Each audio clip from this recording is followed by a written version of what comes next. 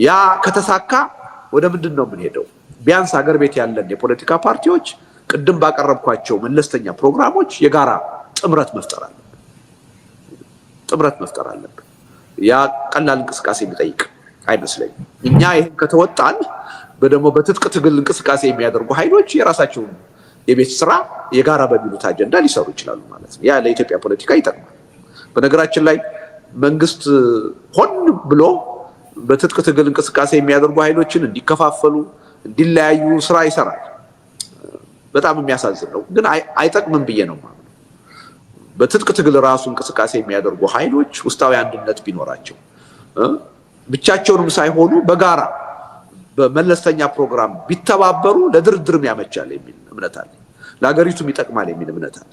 ስለዚህ በእኛ በኩል ግን በሰላማዊ ትግል የምንታገል ኃይሎች ቅድም ባቀረብኳቸው መለስተኛ ፕሮግራሞች አንድ ሆነን መቆምና የሰላማዊ ትግሉን ማጠናከር እንችላለን የሚል እምነት አለ። ይሄስ ባይሳካ አሁንም ከትግል ወጣለሁ ማለት አይደል። ይሄ ካልተሳካ ሪዮት ያልሽው ጥያቄ አፍጥጦ ሊመጣ ይችላል። ምክንያቱም የራሴንም የፖለቲካ ድርጅት ማቋቋም ካልቻልኩ ከጓደኞቼ ጋር ወይም ከአጋሮቼ ጋር በሌሎቹ ፓርቲዎችም ውስጥ ገብቼ ልሰራ የሚችልበት እድል ካጣው ምንድነው የሚሆነው? ብቻዬን አቅሜና ሁኔታው በፈቀደ መጠን ሐሳብ እያዋጣው እየጻፍኩ እየተናገርኩ መቀጠልበት ሁኔታ ሊኖር ይችላል። ያኔ ምናልባት የሚዲያ ስራ መስራት ብቸኛ አማራጭ ሆኖ አፍጥጦ ሊመጣ ይችላል።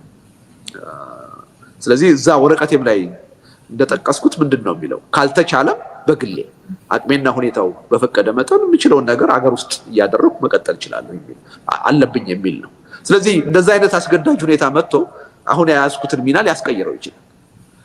በእኔ ፍላጎት ግን በፍጹም ከፖለቲካ ድርጅት አመራርነት መውጣት አለብኝ ብዬ አላምንም። በነገራችን ላይ የፓርቲ መሪ የመሆን ምናምን ፍላጎት ብዙም የለኝም እውነቱን ለመናገር። አሁን ካለሁበት የጤና ችግር አሁን እድሜም እየሄደ ነው፣ ጤናዬ ብዙ ችግር አለው።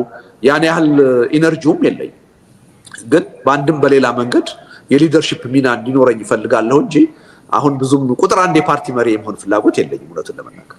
ሌሎች ፓርቲዎችም ውስጥ ብገባ አዲስ ፓርቲ ማቋቋም ብንችል ከአመራሮች ውስጥ አንዱ የመሆን ፍላጎት ነው እንጂ ዋና መሪ የመሆን ፍላጎት የለኝም እውነቱን ለመናገር።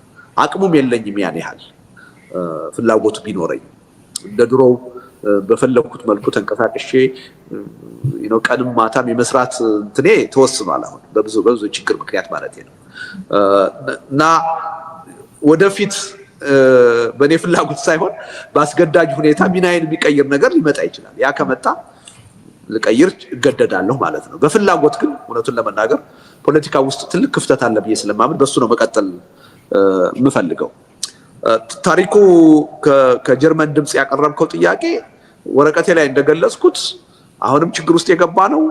ከአሁን በፊትም ችግርን መሻገር ያቃተን ሁልጊዜ ትግልን እየጠለፉ የሚጥሉ ኃይሎች ስላሉ አገዛዙን ተባብረን መታገል ሲገባን የኢትዮጵያ የፖለቲካ ኃይሎች ብዙውን ጊዜያችንን ብዙውን ጉልበታችንን የምናጠፋው እርስ በርስ በመታገል በመጠላለፍ ነው። ይሄ የፖለቲካ ባህላችን አሁንም ያለ ነው። እንደውም ተባብሶ ቀጥሏል። በሁሉም አዳዲስ በሚፈጠሩ የፖለቲካ እንቅስቃሴዎችም አሁን በጎላ ሁኔታ የእርስ በርስ መጠላለፍ እያየ ነው ያለ ጉዳይ ነው እና ይሄ ችግር አልተፈታም፣ በቀላሉ የሚፈታል የሚል እምነት የለኝም እና አገር ቤትም ሲሄድ የተለየ ነገር ላይፈጠር ይችላል ብዬ የማምነው ለዚህ ነው እና በአጠቃላይ የይሆናል ግምት ሳስቀምጥ 3 እጅ ወይም ከ2 እጅ በላይ የኢትዮጵያ ወደፊት ዕጣ ፈንታ መንግስት የለሽ የመሆን ነው። ወደዛ ነው እያመራን ያለው የምለውም ያለ ምክንያት አይደለም። ኢትዮጵያውያን ከችግርም ከምክርም መማር ተስኖን በርስ በርስ መገዳደል ነው የቀጠለው። ሁላችንም በየፊናችን ሆነን እየገፋን ያለነው ወደ መፍትሄው ሳይሆን ወደ ጥፋቱ መንገድ። ለዚህ ነው ተስፋ እየጠፋ የመጣው። ያው ትግል ሲባል ግን ተስፋ ለመቁረጥ ነው። እየወደቁ እየተነሱ እስከ መጨረሻው ድረስ የመታገል ጉዳይ ስለሆነ ነው እንጂ የኢትዮጵያ ተጨባጭ ሁኔታ እውነቱን ለመናገር እጅግ ተስፋ አስቆራጭ ነው። እኔ ወደ ኢትዮጵያ ሲሄድ እኮ አሁን አንዱ ስጋቴ አንድ ቀን ተኝተን ስንነሳ ኢትዮጵያ መንግስት የለሽ ሁኔታ ውስጥ ልትገባ ትችላለች። ከፍተኛ የሆነ እልቂት ውስጥ ልንገባ እንችላለን። የእርስ በርስ መጨራረስ ውስጥ ልንገባ እንችላለን። ያንም እያወቅኩ ነው ወደ ኢትዮጵያ የሚሄደው። ግን ታጋይ ነኝ ካልኩ በትግል ውስጥ ደግሞ ህዝብን የመምራት ሚና ሊኖረኝ ይገባል ካልኩ በእንዲህ አይነት የችግር ወቅት ከህዝቡ ተነጥዬ ዳር ሆኜ ማየት አለብኝ ብዬ አላምንም። ምክንያቱም አገሩ ሰላም ሲሆን ችግሮቹ ሲፈቱማ መሪ መሆን የማይፈልግ የለም፣ ሁሉም ይሄዳል። ግን በዚህ የክፉ ቀን ከህዝቡ ጋር ቆመን የህዝቡን ችግር መጋራት አለብን ብዬ አምናለሁ። የመሪነት አንዱ ትልቁ በተለይ የሰላማዊ ትግል የመሪነት ሚና ይሄን ይጠይቃል የሚል እምነት አለ። ይሄን ስል ቅድም እንደጠቀስኩት ውጭ ሀገር ሆኖ ትግል ማድረግ አይቻልም እያልኩ አይደለም። ግን የአገር ውስጡ ትግል ተጠናክሮ የምንፈልገውን ለውጥ እንዲያመጣ ከፈለግን ያሉትን ችግሮች ሁሉ አገር ውስጥ ከህዝቡ ጋር ሆነን መጋፈጥ አለብን። ትግሉ የሚጠይቀውን መስዋዕትነት ሁሉ እየከፈል መጋፈጥ አለብን የሚል እምነት ይዤ ነው እንጂ እኔ በኢትዮጵያ ሁኔታ ላይ በጣም ተስፋ አስቆራጭ ሁኔታ ነው እየታየኝ ያለው። በየቀኑ በየሂደቱ የማየው ነገር ከድጡ ወደ ማጡ ነው እየተሸጋገረ ያለው። ሁላችንም እየገፋን ያለ ነው በእልህ በፉክክር ወደ ጥፋቱ መንገድ ወደ መልካሙ ነገር ነው የሚል እምነት የለኝም። ለዚህ ደግሞ ሁላችንም ተጠያቂዎች ነን የሚል ነውና የተለየ ነገር የምጠብቀው የለኝም። የተለየም ሁኔታ አለ ብዬ አላምንም። ግን አገሪቱ እንድትድን ከተፈለገ የምንፈልገውን ዘላቂ መፍትሄ እንድናመጣ ከተፈለገ ይሄ ሁኔታ መለወጥ አለበት። መለወጥም ይችላል። እኛ መስራት የሚገባንን ካወቅን ጠንቅቀን ካወቅን ከማወቅም አልፈን ያ ሁኔታ እንዲለወጥ መከፈል የሚገባውን መስዋዕትነት ዋጋ ለመክፈል ከተዘጋጀንና ከከፈል የማይለወጥ ነገር አለ ብዬ አላምንም። ኢትዮጵያ አሁን የገጠማት ችግር ሌሎች ህዝቦችና አገሮች ያልገጠማቸው ችግር አይደለም። ብዙ ህዝቦች ብዙ አገሮች ተመሳሳይ ችግር ገጥሟቸው በትግል አልፈውታል። እኛንን በትግል ማለፍ ያቃተን። ስለዚህ ተገቢ የቤት ስራችንን በተገቢው ጊዜና ሁኔታ ከሰራን ልንወጣው የምንችል ችግር ነው ያለው ብዬ ነው ማምነው። ወረቀቴ ላይ በግልጽ አስቀምጫለሁ። የኢትዮጵያ ችግሮች ሊቆጠሩ የሚችሉ ናቸው። 1 2 3 ተብለው ያን ያህል ውስብስብ አይደለም። እውነቱን ለመናገር መፍትሄው ቀላል ነው። ያከበድነው እኛ ነን። የኢትዮጵያ የፖለቲካ ኤሊቶች የፖለቲካ ኃይሎች የምንደማመጥ አይደለም፣ የምንከባበር አይደለም። አንሰማማ። የዲሞክራሲ ባህል የለም። ሁልጊዜ በጽንፍ ነው የምናምነው፣ በጦረኝነት ነው የምናምነው፣ በመገዳደል ነው የምናምነው። የኛ ድክመት ነው እንጂ ችግሩ ከሌላው ዓለም የተለየ ከሌላው ህዝብ ችግር የተለየ ሆኖ አይደለም። መፍትሄው እንደዚህ ሮኬት ሳይንስ ሆኖ አይደለም። ያከበድነው እኛ ደካሞች በመሆናችን ነው ችግሩ ሊፈታ ያልቻለው። ይሄን ድክመታችንን አምነን ተቀብለን መስራት ያለብንን ጊዜ በተገቢ ሁኔታና ጊዜ መስራት ከቻልን ግን ኢትዮጵያ ውስጥ ያለው ችግር መፈታት ይችላል የሚል ሙሉ እምነት ነው ያለው። ግን አሁን ያለው ነባራዊ ሁኔታ የሚያሳየው እንደዛ አይደለም። ሁላችንም ወደ ጥፋቱ መንገድ ነው በየቀኑ እየገፋን ያለ። በፉክክር በአጉል ፉክክር በፉክክር የሚገነባ አገር የለም። በፉክክር አገር ይፈርሳል እንጂ አይገነባም። በእልህ የሚገነባ አገር የለም። እኛ ግን አጉል ፉክክር አጉል እልህ ውስጥ ገብተን የጋራ ማንነታችን እየበጣጠስ ነው፣ አገሪቱን እያፈረስን። ከዚህ ከወጣን ዲሞክራሲያዊ የሆነ ባህል ለመገንባት ጥረት ካደረግን ከተባበርን ከተደማመጥን ግን የማይፈታ ችግር የለም። ሁሉም ችግር መፍትሄ አለው የሚል እምነት ነው ያለኝ።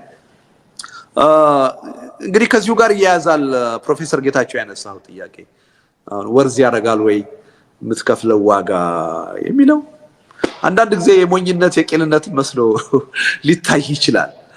ምክንያቱም ውጤቱን እያወቅኩት ነው የምሄደው። ወረቀቴ ላይ በግልጽ አስቀምጫለሁ።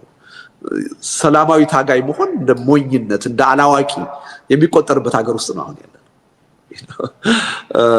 እና ሪሊ ከባድ ጥያቄ ነው ማለት ነው። ግን በስልቱ ትክክለኝነት ላይ ጥርጥር የለኝም። በጣም ጠንካራ የሆነ እምነት ነው ያለኝ። የሚያሳዝነኝ በጣም በጠነከረ ሁኔታ ትክክል ነው ብዬ ለውጥ ያመጣል ብዬ የማምንበት ሐሳብ በህዝቡ ዘንድ ተቀባይነት የለው። ስለዚህ ይሄ ህዝብ ያን ሐሳብ ማየት እንዲችል ማየት እንዲጀምር እስከ ህይወት መስዋዕትነት ድረስ ዋጋ ከፍለን ማሳየት መቻል አለብን ብዬ አምናለሁ። ወርዝ ያደርጋል ብዬ አምናለሁ። ይቺ ሀገር እዚህ የደረሰችው በዜጎች መስዋዕትነት ከሆነ በደምና በአጥንት ከሆነ ነው። ደግሞ ይችን ሀገር አትርፈን ለልጆቻችን ለትውልዱ ለማስተላለፍ ህይወት መሰዋት ያለብን ደም መገበር ያለብን ዜጎች መኖር አለብን። የግድ ያን ኃላፊነት ከሚወስዱ ሰዎች ውስጥ አንዱ መሆን አለብኝ የሚል እምነት አለ። 32 ዓመት በትግሉ ውስጥ ብዙ አሳልፌያለሁ፣ ብዙ ነገር አጥቻለሁ። ከዚህ በኋላ አገሪቱ የበለጠ ጣጣ ውስጥ የመኖርና ያለመኖር የህልውና ጥያቄ ውስጥ ስትወድቅ፣ ህዝቡ እንዲህ አይነት መከራ ውስጥ ሲወድቅ ከትግሉ ራሴን ማራቅ ወይም ደግሞ አይ ከዚህ በኋላ ምን ያገባኛል ብዬ ለግል ደህንነቴ መጨነቅ አለብኝ ብዬ አላመንኩ።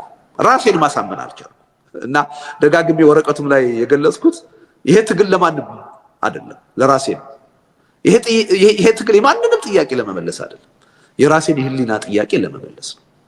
በእኔ እምነት ግን ሌሎችም ይህን ጥያቄ ብትጠይቁ ጥሩ ነው። እርግጠኛ ነኝ እኔ አይምሮ ውስጥ ያለው ጥያቄ በእያንዳንዳችን አይምሮ ውስጥ አለ።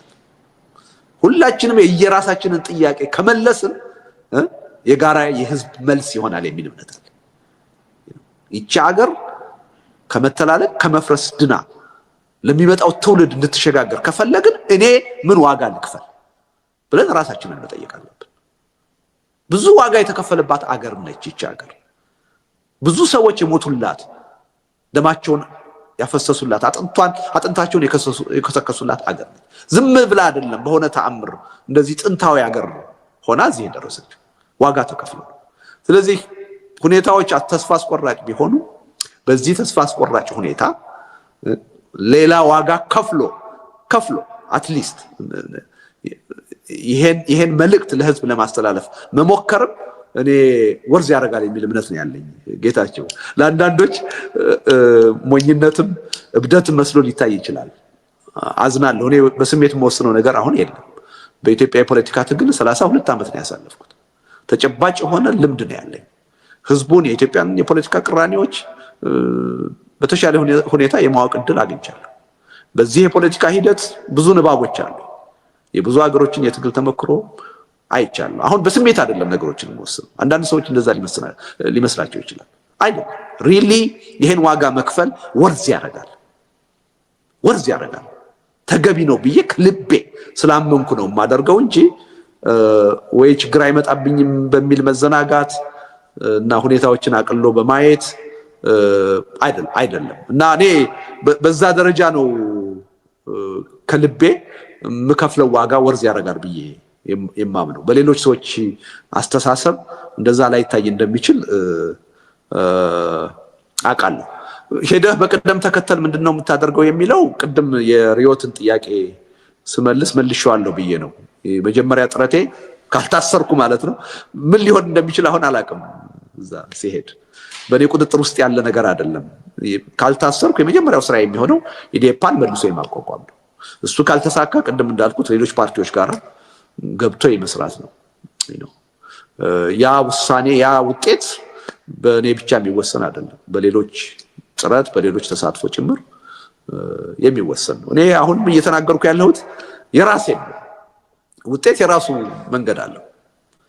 እኔ ውጤቱ ምንም ይሁን ምን በህይወቴ ሊቆጨኝ በማይችል ደረጃ ይሄን ሳላረግ ቀርቻለሁ በማልልበት ደረጃ ዛሬ ማድረግ ያለብኝን ነገር ማድረግ አለብኝ የሚል ጽኑ እምነት በውስጤ ስላለ ነው ይሄን እያደረኩ ያለሁት እንጂ ውጤት ያመጣል የሚል እምነት ኖሮኝ አይደለም። ምክንያቱም ውጤት በጥቂት ሰዎች ወይም በአንድ ሰው ፍላጎትና ጥረት የሚመጣ አይደለም። የጋራ ውጤት ድምር ውጤት ነው ሊመጣ የሚችለው።